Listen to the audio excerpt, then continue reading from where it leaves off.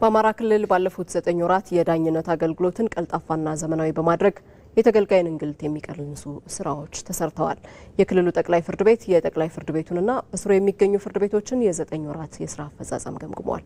ሳሙኤል ወርቃየው የአማራ ክልል ጠቅላይ ፍርድ ቤት የጠቅላይ ፍርድ ቤቱንና በስሩ የሚገኙ ፍርድ ቤቶችን የ9 ወራት የስራ አፈጻጸም ገምግሟል። የክልሉ ጠቅላይ ፍርድ ቤት ፕሬዝዳንት አቶ አለማን ታግደው እንደገለጹት የባለፉት 9 ወራት ተገልጋዮች ቀልጣፋ አገልግሎት እንዲያገኙ በማድረግና በተለያዩ ተግባራት የተሻለ አፈጻጸም የታየበት መሆኑን ተናግረዋል። ከዚህ በፊት በነበሩ ዓመታት ከነበረው አፈጻጸም በጣም የላቀ አፈጻጸም ማየት የቻልንበት ነው። መዛግብትን ከማጥራት አንጻር ከመዛግብት ቁጥር አንጻርም ሆነ ከውሳኔ ጥራት እና ከጊዜ አንጻር እስካሁን ድረስ ከነበሩ ዓመታት በእጅጉ የተሻለ አፈጻጸም ማስመዝገብ የተቻለበት ነው።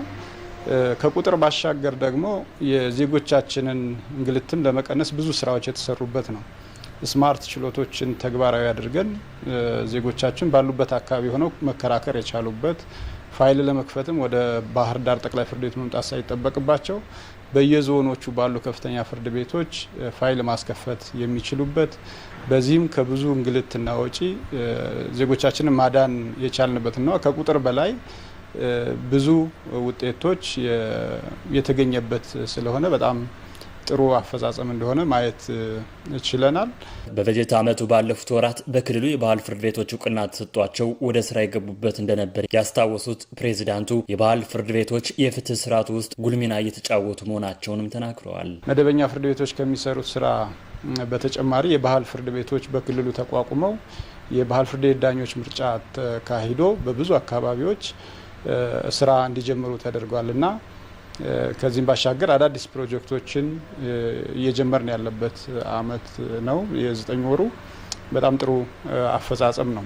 የክልሉ ጠቅላይ ፍርድ ቤት የአይሲቲ ዳይሬክተር ዶክተር መኳንን ታገኘው በበኩላቸው በበጀት ዓመቱ አሰራርን ወደ ዲጂታላይዝ ዘዴ ከመቀየር አኳያ ውጤታማ የሆኑ ስራዎች መሰራታቸውን ገልጸዋል። በዘመናዊ መሳሪያዎች የታገዘ የዳኝነት ስርዓትን ጨምሮ ሌሎችም የዲጂታል አሰራሮች መዘርጋታቸውንም አንስተዋል። የኔትወርክ መሰረተ ልማት ችሎቶችን ስማርት ለማድረግ ለቪዲዮ ኮንፈረንስ ስራዎችን መስራት፣ የደህንነት ካሜራዎችን መስራት፣ እነዚህ ስራዎች የመጀመሪያ ዙር የዲጂታላይዜሽን ስራ ወይም ትግበራ የምንለውን ማጠናቀቅና ርክክብ መፈጸም ነው። የዚህ ዓመት ያከናወነው ስራ ያንን ተግበረናል።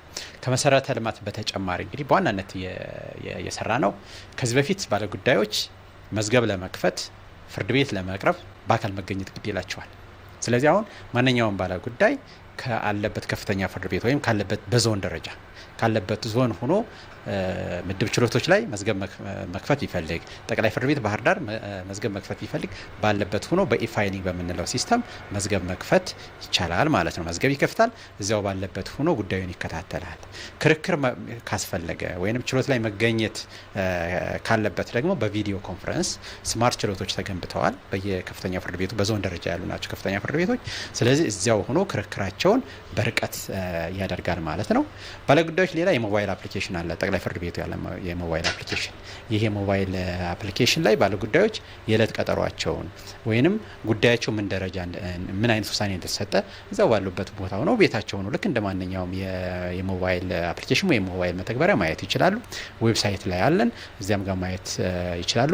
እነዚህን ስራዎች ነው እንግዲህ በዚህ ዓመት ያከናወን ነው። በቀሪ ወራትም መዛግብትን የማጥራት ስራዎችን ጨምሮ ሌሎችም ተግባራት በማከናወንና ችግሮችን በመቅረፍ ውጤታማ ስራ ለማከናወን እንደሚሰራም ተመላክቷል።